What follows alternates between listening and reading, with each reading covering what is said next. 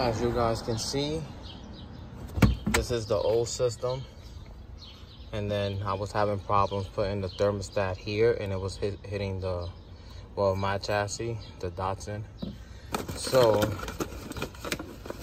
I ended up finding this, a thermostat system, where I'm gonna show you guys now. I'm gonna take this off and put this on and show you the complete difference. And this is how I'm gonna fix my situation where I'm not going to need a electric water pump or anything. I'm gonna use the OEM, which I ended up buying new, and you know, save a couple bucks. Well, not really, it offsets because I paid about 100 for this 16N right here, and I got that 16N bung welded on the radiator. Here you go, guys. That's what it looks like installed.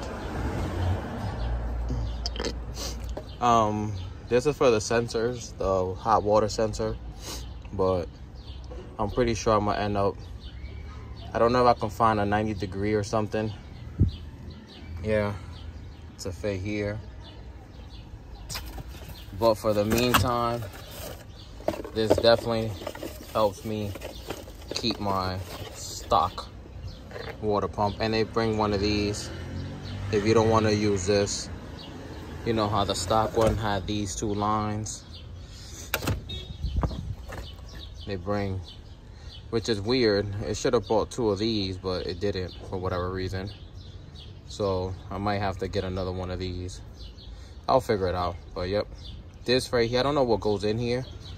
There's clearly nothing there, but yeah, definitely found a solution, and now we'll be able to use my original water pump.